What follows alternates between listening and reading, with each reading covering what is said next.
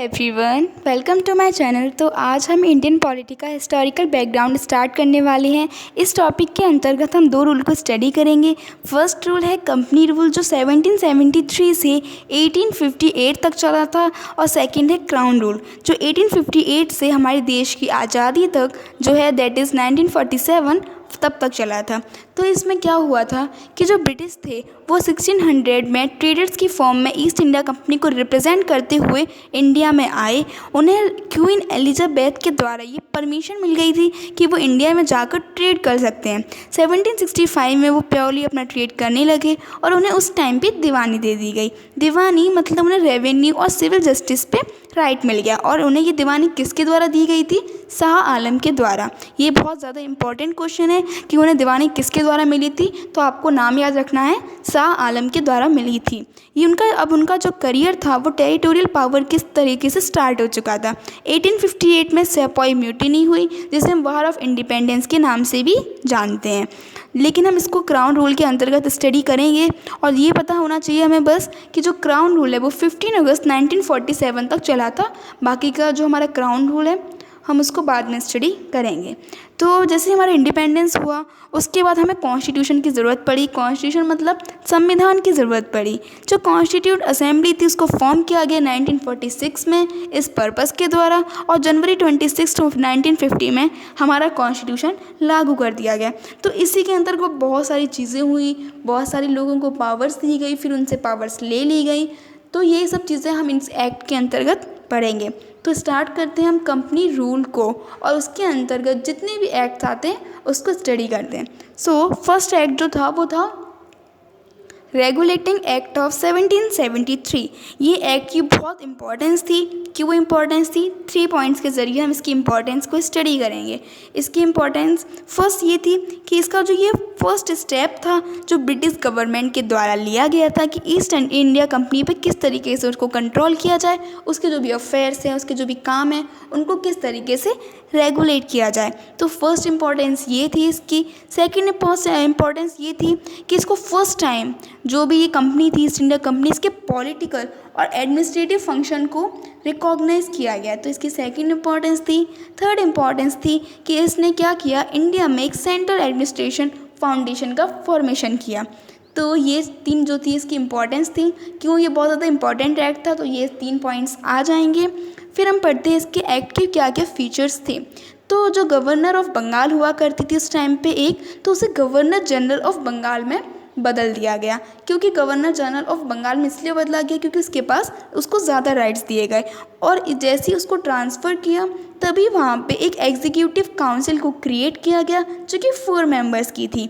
और उसमें जो फर्स्ट गवर्नर जनरल थे वो थे लॉर्ड वेरन हेस्टिंग। जो भी आप फर्स्ट चीज़ें पढ़ेंगे वो बहुत ही ज़्यादा इंपॉर्टेंट होती है, यूपीएससी के एग्जामिनेशंस में बहुत ज़्यादा पूछी जाती हैं। तो आपको ये नाम भी याद रखना पड़ेगा कि वो कौन से फर्स्ट गवर्नर थे, गवर्नर जनरल थे, तो वो हैं लॉर्ड वेरन हेस्टिंग। अब ये क्या होगा, जो गवर्नर ऑफ बॉम्बे था और जो मद्रास था, अब वो उन्हें एक सबऑर्डिनेशन मिल गया गवर्नर जनरल ऑफ बंगाल पर। लेकिन पहले क्या था, उनको वो इंडिपेंडेंट थे, लेकिन अब उन्हें सबऑर्डिनेट करना पड़ेगा। मतलब कोई भी डिसीजन लेने से पहले एक दूसरों से डिस्कशन करना पड़ेगा। वो अकेले कोई भी, अब वो इंडिपेंडेंट नहीं है कि वो अपना कोई भी डिसीज़न अकेले ले लें। इससे क्या हुआ, एक सुप्रीम कोर्ट का इस्टेब्लिशमेंट हुआ कलकत्ता में 1774 में, जिसमें एक चीफ जस्टिस थे और 3 अदर जजेस थे।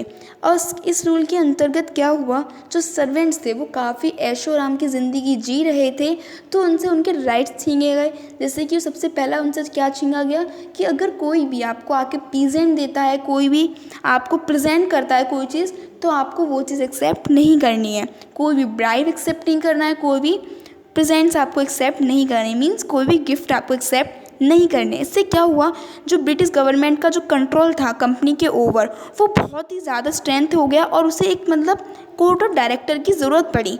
कोर्ट ऑफ डायरेक्टर मतलब governing body of the company की, जिससे कि वो रेवेन्यू, सिविल, मिलिट्री अफेयर्स पे कोई भी रिपोर्ट कर सके।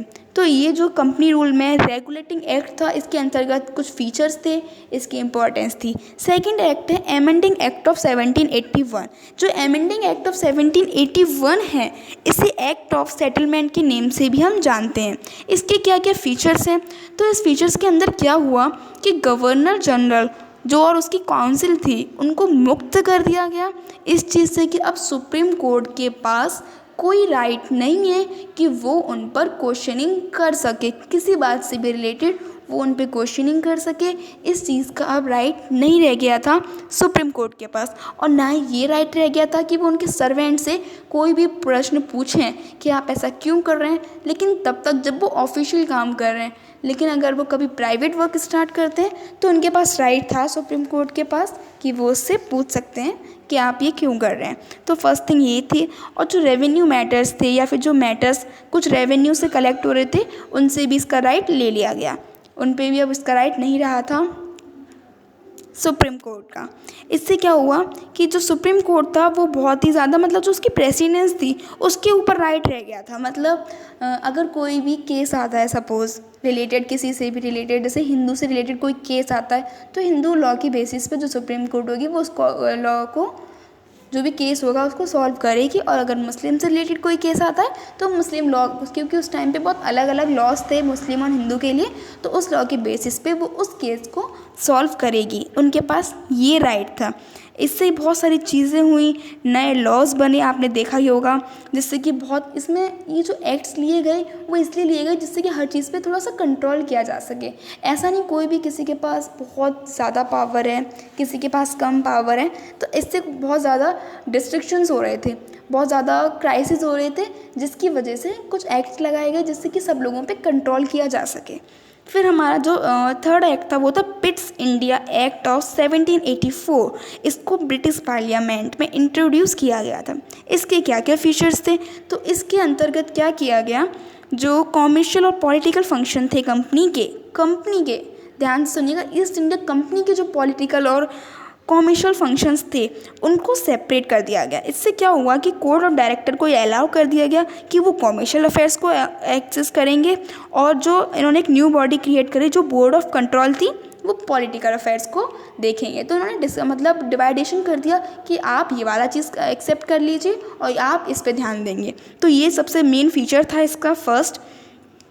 और जो उसका दूसरा फीचर है वो ये है कि बोर्ड ऑफ कंट्रोल क्या सुपरवाइज हो गई थी, वो सारे direct civil, military, government, revenue से रिलेटेड सारी चीज़ें अब बोर्ड ऑफ कंट्रोल के हाथ में आ चुकी थी। जो ईस्ट इंडिया कंपनी थी उससे ये चीज़ें छीन ली गई यहाँ पे।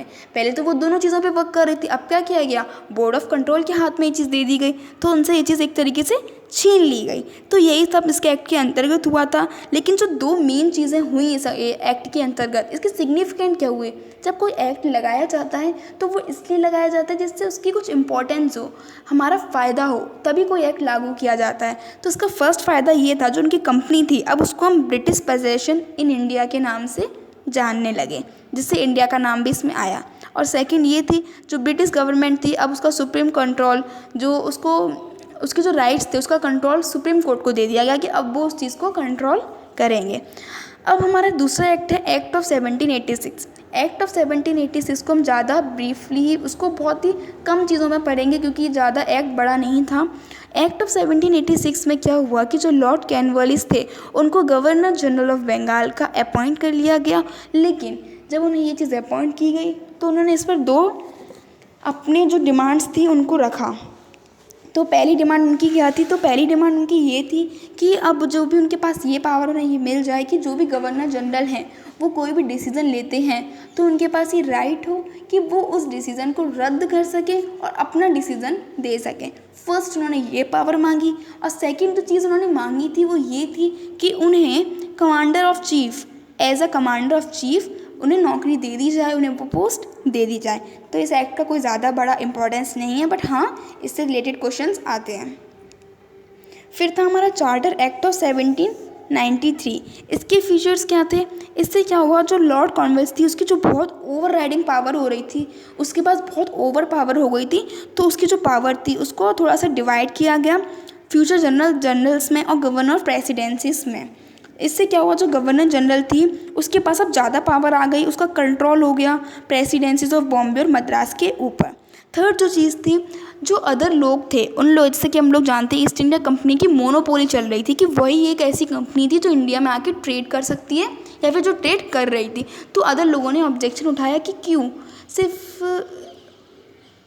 इसी चीज़ को क्यों अलाउ है, कि वो अलाउ क्यों है कि वही आके ट्रेड कर सकते हैं, हम लोग आकर ट्रेड क्यों नहीं कर सकते हैं। इस चीज़ पे क्वेश्चनिंग की गई। तो इसके बारे में सोचा गया कि हाँ, क्यों ये लोग आके ट्रेड नहीं कर सकते हैं, सिर्फ हम ईस्ट इंडिया कंपनी को ही राइट क्यों दे रहे हैं। हाँ, अगर वो कोई और भी आके ट्रेड करेंगे तो हमें और भी बहुत ज़्यादा फ़ायदा होगा।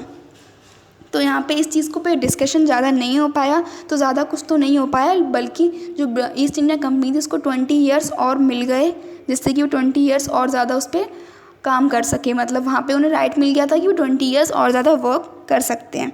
तो अब दूसरा एक्ट आया, वो था चार्टर एक्ट ऑफ 1830। तो इस एक्ट के क्या फीचर्स थे, इसने क्या किया, जो मोनोपोली चल रही थी उसको पूरा तरीके से ख़त्म कर दिया। जो भी मोनोपोली थी, अब ये राइट था कि और लोग भी आके ट्रेड कर सकते हैं और जब मन चाहे तब हम इन लोगों को हटा सकते हैं, ईस्ट इंडिया कंपनी को जब मन करे तब हटा सकते हैं।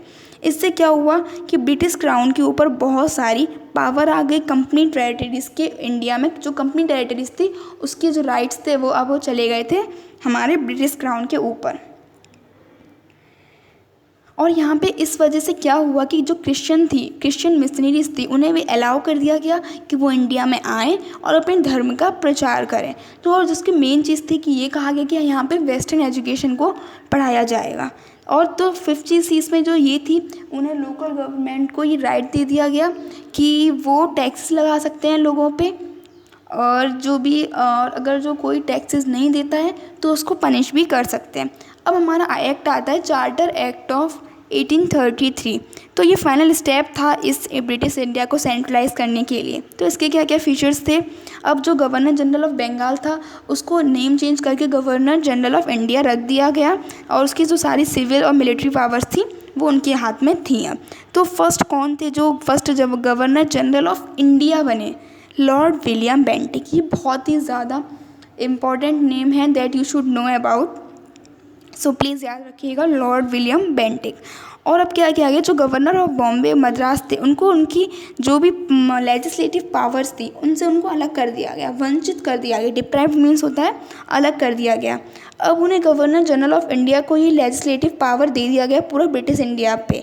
ये लॉज थे वो प्रीवियस एक्ट जिसे हम रेगुलेशन कहते हैं उसके अंतर्गत बनाए गए थे, और इस एक्ट के अंतर्गत इसको हम बोलते थे एक्ट्स। ओके, ये आपको याद रखना पड़ेगा कि इस एक्ट के अंतर्गत हम इसको क्या बोलते थे, एक्ट्स बोलते थे। इससे क्या हुआ, जो ईस्ट इंडिया की कंपनी थी वो ख़त्म सी होने लगी, एज ए कॉमर्शियल बॉडी ख़त्म होने लगी, विद जो एक पूरा एडमिनिस्ट्रेटिव बॉडी बन गया। मतलब सबसे पहले तो उनके राइट छीन लिए गए, पॉलिटिकल पे जो भी रेवेन्यू चीज़ों पे उन पर राइट्स थे उनसे वो राइट्स भी छीन लिए जाए। अब उनसे कमर्शियल बॉडी के भी राइट्स छीन लिए गए, अब सिर्फ वो एडमिनिस्ट्रेटिव बॉडी बन के रह गए थे। इससे क्या हुआ, जो कंपनी टेरिटरीज थी उसको अपनी मैजेस्टी के ऊपर ट्रस्ट करना पड़ा। अब जो हमारा दूसरा एक्ट था वो था चार्टर एक्ट ऑफ 1833 में क्या हुआ, एक सिस्टम अटेंड किया गया, ओपन कंपटीशन। एक्चुअली क्या था इस टाइम पे कि जो इंडिया वाले थे वो सारे बहुत ही लो लेवल पे वर्क करते थे, मतलब बहुत ही छोटी नौकरी पे, और जो बड़े बड़े लोग थे, जो बड़ी बड़ी सिविल सर्वेंट की जॉब हुआ करती थी उस पे सारे ब्रिटिशर्स लोग थे। तो इन लोगों ने कहा कि यही लोग क्यों करें, देश हमारा और आखिर राज ये कर रहे हैं। तो उन्होंने कहा कि ओपन कंपटीशन होगी, हमारे जो इंडिया वाले हैं वो भी सिविल सर्वेंट के लिए एग्ज़ाम देंगे, और अगर वो दे पाते हैं, पास कर पाते हैं तो वो भी अच्छी पोस्टों पे जाएंगे। ऐसा हुआ, बट इसका बहुत ही बवाल हुआ, इस बात पे बहुत अपोजिशन किया गया, तो इसको भी यहाँ पे माना नहीं गया, इसकी कोई इंपॉर्टेंस यहाँ पे नहीं हुई। फिर आया चार्टर एक्ट ऑफ 1853। इस एक्ट में क्या हुआ, ये लास्ट सीरीज़ थी इस एक्ट की, फिर ये एक्ट यहीं पे ख़त्म हो चुका था। जो पूरा कंपनी रूल था ये पूरा यहीं पे ख़त्म हो चुका था। तो इसके क्या क्या फ़ीचर थे, इसमें जो लेजिस्लेटिव थी और जो एग्जीक्यूटिव फंक्शंस थे उनको अलग कर दिया गया। अब लेजिस्लेटिव क्या होता है, लेजिस्लेटिव में आता है नियम को बनाना, और एग्जीक्यूटिव में आता है उस नियमों को इम्प्लीमेंट करवाना। तो ये कहा कि अब एक ही पर्सन इन दोनों काम को नहीं करेगा, इनको हम अलग अलग कर देते हैं। इसमें 6 न्यू मेंबर्स को लाया गया, जिससे लेजिस्लेटिव काउंसिलर्स को कहा गया। अगर हम अदर वर्ड्स में बोलें तो इसने क्या किया, एक 2 चीज़ें बना दी, एक गवर्नर जनरल लेजिस्लेटिव काउंसिल अलग बना दी, जिससे हमने इंडियन लेजिस्लेटिव काउंसिल बोला। तो इसको बहुत ज़्यादा राइट्स वगैरह दे दिए गए इसके अंतर्गत, जिससे क्या हुआ, मतलब इसका मेन एम था इस फीचर का, इस एक्ट का, कि इन दोनों चीज़ों को अलग करें, इन दोनों के अलग अलग पावर्स रखें कि रूल बनाने वाला कोई और होगा एंड रूल को इम्प्लीमेंट करवाने वाला कोई और होगा। इससे एक ओपन कंपटीशन सिस्टम भी सिलेक्शन का, भर्ती का, सिविल सर्वेंट्स का इंट्रोड्यूस करवाया गया इस एक्ट के अंतर्गत, जो वहाँ पे जिसकी वजह से बहुत बवाल हो गया था, वो यहाँ पे इम्प्लीमेंट हो चुका था। इससे क्या हुआ, जो कंपनी रूल था वो भी बहुत ज़्यादा एक्सटेंड हुआ। जो यूनियन टेरिटरीज थी उनको ब्रिटिश क्राउन पर ट्रस्ट भी करना पड़ा, बट इससे कोई पर्टिकुलर पीरियड कोई स्पेसिफाई नहीं हुआ किसकी तरह, जैसे प्रीवियस चार्टर्स थे उसकी तरह से।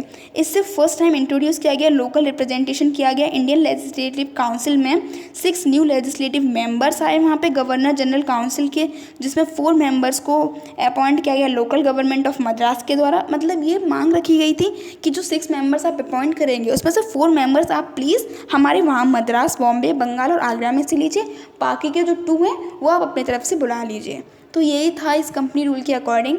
अगर आपको अच्छा लगा हो और आपको समझ में आया हो तो please don't forget to like, comments and subscribe to my channel. Thank you so much for watching.